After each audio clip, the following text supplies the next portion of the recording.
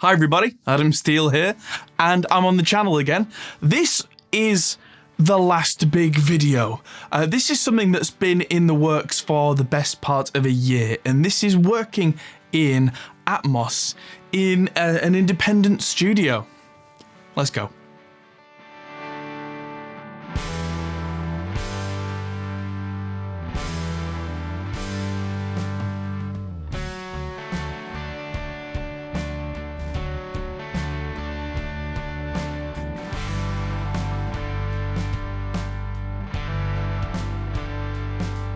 So first things first, let's get this out of the way. This is a sponsored video and it's a little bit complicated. So what feels like forever ago now, I was talking to a few different brands about Atmos and immersive audio becoming something that was within the reach of most studios. One of those companies was Kali Audio, and you can see behind me there are quite a lot of Kali Audio speakers in here now. Another company was Adam Hall, also Gravity Stands, who do all the cabling and the rock solid stands that have made this happen. And the other company was Audient.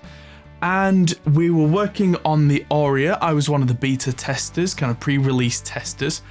And it got to the point where I now work for Audient. I am an employee at Audient. That is my full-time job. So this video will probably have some inherent bias because that's what I do and that's who I am these days. You may well have seen me in the introducing videos for Aurea, the immersive audio interface. I think it's brilliant. I would say that, but no, I genuinely think it's great because it's exactly for this kind of thing. It's got outputs, analog outputs for up to 9.1.6. I didn't go for that. I went for 7.1.4. If you don't know what the differences are, the first number is the number of speakers that go around you. The second number is the number of subwoofers that you have, you go low frequency. And the third number is the number of height speakers that you've got. And in a room this size, where I'm looking at like two arm spans in between the speakers both ways, any more than 7.1.4 is probably overkill, whereas in larger rooms you start to get these gaps of sound, and so filling those in with the more speakers seems to make sense. There's a lot to talk about with Atmos and immersive because it's a whole new frontier. There's a lot going on that wasn't there previously. You've really got to think differently when you start getting beyond stereo and 2.1, which was, a lot of places would have a setup, including me previously, where I would have two near-field monitors connected through a subwoofer, but you would still see them in your software and in your mix and what you would deliver to a client as stereo. It would just be two channels, and then that's what you would be hearing. With this immersive, and I'm going to focus on Dolby Atmos because it's what I'll be working in the most in my free time, personal projects and all this kind of stuff in the studio. Atmos is kind of like a cloud of sound. It's very much agnostic. It doesn't actually care how many speakers you have. The only reason that you tell the Atmos renderer how many speakers you have is so that it can work out where it should be putting the sounds in your room when you work or when you're watching it back. At home I have a little Atmos rig, but it's not an Atmos mixing rig like this is. It's an AV receiver, it's a home thing. I've got an Xbox that can spit out one of the streaming services, whether it's Netflix, Amazon, all of them. The ones that support Atmos, that goes directly from my Xbox into the AV receiver and then into what I have at home, which is a 5.1.2 system. And they're little hi-fi speakers. I've just mounted two of them on the ceiling, which is something I'm going to talk about in here. You'll notice these speakers are not mounted to the ceiling, which also means they're not in the ideal positions. And that's just a compromise of this room. In an ideal world, I would have those speakers there and the two at the back, closer to me, slightly wider, drilled and mounted into the ceiling. But can't. This room is a floating room, floating walls, floating ceilings. We did that by design because we weren't anticipating installing an immersive system at the time. What that means is that this is really well isolated from the outside and from the live room, but it also, in the downside, means that we can't pierce those walls because then the soundproofing is compromised, and also those walls are not load bearing. So I couldn't have speakers anywhere near this size mounted to the ceiling. They would just fall down. Or I would have to use screws so long to mount them that would go up into the joists and the woodwork. That again would compromise the floating nature of the room. So it's a no-go. So at the front here, I've got these three of the Kali Audio IN5s across the console, left, right and center. And then I've got these separating stands here, and then I've got my height speakers above that, and they are almost touching the ceiling because the ceiling is quite low at this end of the room. Again, not perfect, not ideal, but doable. And with the calibration, which I'll talk about later, that's inbuilt into Audio with SonarWorks, who I've been using forever and ever, most of those problems seem to have sorted out themselves anyway. Now, at the side to me, I've got two more Kali IM5s that are on Gravity speaker stands, and those are the older speaker stands which I've had from Gravity for a long time, the ones with the flat bases. They did send me a pair that had these tilting tops, which I've actually put my NS10s on, because where they've had to go to compromise to allow for the Atmos system, they needed to be tilted down to face me, whereas the side speakers, which you'll see the shots of here, can hit my ears quite well. They're almost exactly at my listening sides. If it was a 5.1 system, they would be a little bit further back, but because it's a 7.1 system, at the back we have two more speakers which are very much behind me. Now, again, because I can't pierce the walls, I started to look at some very creative solutions here. And so the solution that I came up with is the speaker stands at the back are essentially PA speaker stands. Gravity do a fantastic series of stands with a flat base. A big, very heavy flat base that not only has a center mount, but has side mounts. So what I did is I put the flat bases down, put the poles in the side mounts, and then weighted the whole thing down further with the sofa. So that meant that that could hold two speakers each. Now, if I just wanted to mount two speakers each at the back, I could have done a kind of a hybrid system where I put kind of a stand on top, or got some sort of speaker mount, or I could have just used another pair of the regular stands. But I needed to mount the height stands really high up, because otherwise, well, you know, if there's no height, it's not going to work. So I got creative, and Gravity sent me 4 of their desk clamp stands, which, let's say I had a console like this, I could have used 2 of those to clamp speakers further back. I actually want to keep these ones at the front away from the wall, but that would be an option. But what I did is I kind of took the bottom part off the clamp, and I got some really long coach bolts, essentially. I think they're coach bolts. I think they're 100mm coach bolts, which stands the speaker off the speaker pole. That way it's not clashing into the speaker pole, which worked really well so that I could have 2 coming forward and 2 slightly further in, which does slightly affect the width of the rear heights. But if you look at all of Dolby's specifications, that's kind of not as bad as, you know, having the rear ones not wide enough, so I went with that configuration. Now, talking of Dolby's certifications and everything, this room will never be Dolby certified. The guys from Dolby would walk in here, take one look and go, no.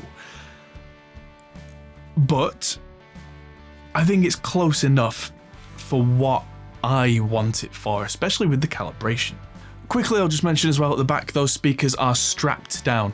There are options to mount the backs of speakers, but I decided because of the configuration of the room and the stands to go with the kind of undermounting of the stands rather than drilling into the back and then mounting them on the poles that way. May not have been the right choice. I might go back and look at the options for screwing and drilling into the back of the callies, but as it stands, those callies are just held down by straps and are untouched. So it's not as if I've done any damage to them. I can always go back and change that later, but things seem to be working okay. Now, this room will never be Dolby certified, but Aurea is, because it can talk to the Dolby Atmos renderer and do a thing called down mixing, where you quickly check on smaller numbers of speakers, something that I very much appreciate. I have all of the callies plugged into the surround outputs on Aurea. I have my NS10s plugged into one of the stereo outputs, and my little grot box over there connected to the other stereo output. There is a mono sum button on Aurea, so I can use that one Auratone as a mono sum mode, just with a couple of button presses. And that is really all I need in here. Other studios have some very complex setups where you can use Aurea as a kind of end of the chain by using the ADATs on it and using it like an endpoint. Right now, I'm not using it that way. I'm using it as a USB interface, which makes it nice and simple. And the ASP preamps that you can see right there are all feeding in to the two ADAT ports on Aurea, and the word clock out from Aurea is synchronizing up those ASPs. So this is currently a 20 in and 20 out interface solution over USB, which is really handy. I have needed more channels than that sometimes. I might kind of cobble a hybrid solution together, but now I'm not operating Hot Pole Studios as a working day-to-day recording studio. That's less of a worry, but there are options. It is something you can do. I've got this plugged into my MacBook. It's an M2 MacBook Pro. You can run Aurea with Windows as well. There's nothing wrong with using Aurea and Windows. With Mac, I find that there are certain things that work nicer. The external Dolby Audio renderer, for example, works much better on macOS because you can feed the Dolby Audio bridge in and feed Aurea out, and that all works in one go. And you can do things like natively monitor Apple Music and their 7.1.4 tracks for reference, and then flick straight back to your DAW with no hassle, whereas Windows is I don't even know if Windows does that. That's a Windows problem, not an Aurea problem. If you're on Windows and you're using something like Pro Tools, which has the inbuilt Atmos renderer, using the inbuilt Atmos renderer will work perfectly fine. But I've now switched to Mac for this setup, and there's not really any reason for me to go back because it works. I had been looking into having an immersive system in here several years ago. Something that some of you may or may not know about me is that I have been studying 3D sound since I was about 19 years old. I studied music production at Huddersfield University, and my major thesis that helped me graduate was a study in different types of surround sound, including ambisonic, which is not the same as Dolby Atmos, but you're starting to get into those realms of thinking in 3D spheres of sound, and it's something that I've been wanting to do for a very long time.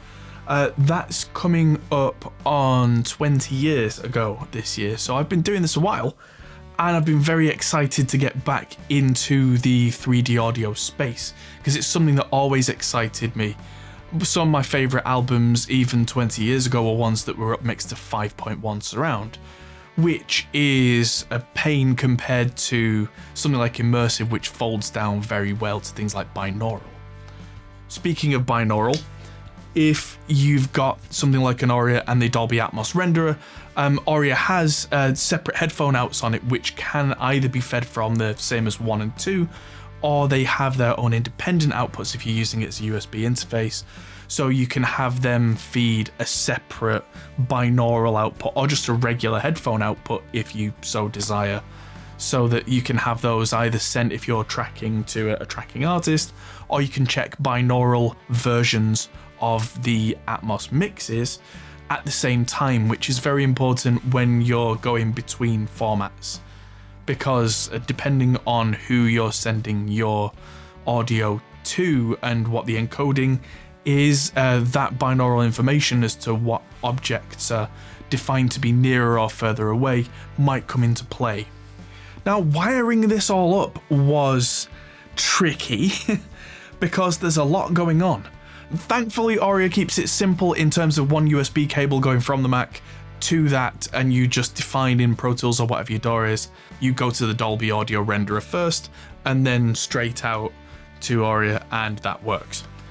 But the cabling was a little more difficult. So I ended up with a slightly convoluted system of looms with more cables on them than I actually needed, because it was more affordable to do that. I say more affordable, I'll say again that Adam Hall sent the cables, but I was trying to do this almost as an exercise in working out a viable, affordable system. Because like these are now Cali Audio's middle tier speaker. They now have the Santa Monica speakers up at over $1,000 per speaker. These are much more affordable. If you were to use Cali speakers for a setup like this, the LP6s, which are the entry range, they're looking around £150 a speaker-ish, which is probably $170 plus sales tax. Times that by however many you need. It's still a fair amount of money, but I have seen sets of stereo near fields being sold for way more. These are the IN5s, which are £250 each, which is what, $280. I have how many of them do I have? I have 11 of them, so it's just over 10 times that. So we're looking at $2,500 to $3,000 range for the speakers. Then you've got your stands, then you've got your cables. You might be looking around $4,000 all in. Then Aurea is $2,500 around that price mark, depending on sales tax, all that kind of stuff. I think it's a little more than that, $26, $25 I think was the last thing that I remember from NAMM, because I said that about 1,000 times in 4 days at NAMM. Ooh, wow. But all in all, that speakers, stands, Aurea costs less than just some of the interface only solutions that you'll see out there, not counting the speakers, stands or cables. Can you spend more on it? Yes, you can. But it starts to get into how much money do you want to spend territory. Now, this room is already fairly well acoustically treated. It's not perfect, but we've done a lot. It's very well isolated. The treatment could be a little dampener and the ceiling could be a little more diffuse, but it works for me. And as I was saying before, I have used SonarWorks in the past for a very long time. I think SonarWorks 3 was my first SonarWorks software. They're now on Sound ID reference 5.11, I think it is. So they've come a very, very long way. And Sound ID is integrated with Aurea, which means that all the onboard DSP on Aurea takes care of it once it's been measured. So you're not having to run the app. There's no latency. There's no complication or confusion.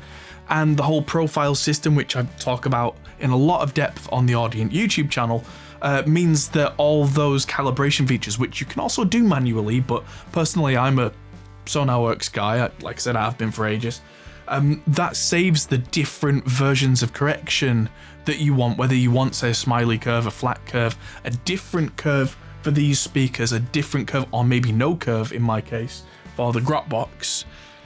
And they get saved in these profiles, which are kind of like presets. They recall all of the EQ, delay, because these are at different distances to me because the room's a slightly weird layout.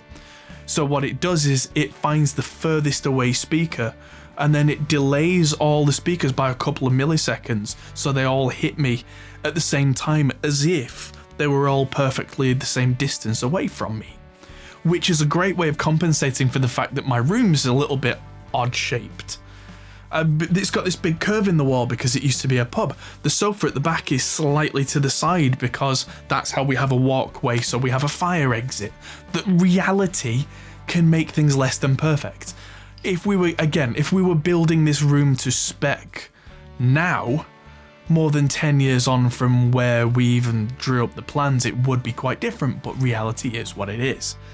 And SonarWorks is really helping to bring the speakers to flat, take the room into the equation. The bass management is a separate thing. The bass management is something you do before you do your SonarWorks, where I've taken 100 hertz and below out of all the Kali speakers and fed that to the subwoofer that's under the desk. You can choose any particular frequency that you like for that. You can choose different frequencies for different speakers. That just tends to work for me because it means that the speakers, the satellites aren't doing any hard work in the low end, which means that they've got much higher power handling per volume. They're clearer because they're not struggling with low end, all that good stuff. And so that's in there. There are different level trims, but again, because some of them are further away than others, the level seems to be kind of boosted on those a little bit to compensate for that. But that's all taken care of without me having to know much about acoustics at all. I mean, without having to know anything. I use this came in the box. This came in the Aurea box, and one of these comes in every Aurea box. It comes with a 60-day trial of the multi-channel Sound ID reference software, which is what they call it now. It used to just be called SonarWorks. I have a multi-channel SonarWorks license, but yeah, if you test this out with your Aurea, you get 2 months to try it before the trial stops working. That's how trials work. And again, I've been using SonarWorks stuff for so long that I can't really imagine life without it. It changed everything for me. Like the video I did earlier last year where I had found a new love for the white cone speaker because I'd never liked the tonal profile of it, and then I corrected it with one of these and it changed everything. That was a revelation for me, and it's not been... it's been a different journey with the immersive configuration. It took less than an hour to do, and suddenly it was like a blanket had been lifted off, and the whole stereo immersive image even just came into sharp focus. Now, just to round this video out, again, I am employed by Audient. You will see me on the Audient YouTube channel in future talking more about Aurea, so you'll have to watch independent reviews to get more of a feel of what other people have thought about Aurea, but the reaction seems to be massively positive, and I'm really thankful that it is. I'm glad to be working for a company that makes good stuff with good people. And for anyone who's interested in how my job is going, because I haven't actually filmed a video in 6 months, it's going wonderfully well, and I'm incredibly happy. And I'm really glad that I made that jump. Not that I ever had any negative feelings about the studio. This place is a real labour of love for me, and I've been, really proud to build this place up. But it was the right move at the right time. And so, yeah, thanks again to Audient for not only asking me to work with them, but that Aurea that you may have seen loads of fingerprints and kind of bash marks and things on that in the close-ups. That's because this has been my Aurea unit for testing and filming and all that kind of stuff right the way through the process. A big thanks to Kali Audio for supplying the Independence 5 speakers. Massive thanks to Adam Hall and Gravity Stands for providing incredible kit that just hasn't failed. I mean, I'm using a Gravity stand for the boom mic right now. I can't even push the stand down into shot. Oh, I know you're not supposed to, but it's got teeth on the gear. It's locked in. It's brilliant. So yeah, thank you everybody, and thanks everybody for watching, because that's always meant a lot to me. And maybe you'll see me again when I'm writing music, because that's something I'm taking another look at. I've essentially taken 6 months off from anything musically related that wasn't work because I was a bit burnt out on musical stuff, but I'm starting to get the itch again. So you might see me come back to that album that I talked about making. So thanks everybody for watching, and maybe I'll see you in the next video. You'll definitely see me on the Audience channel. Thanks for watching. See you later.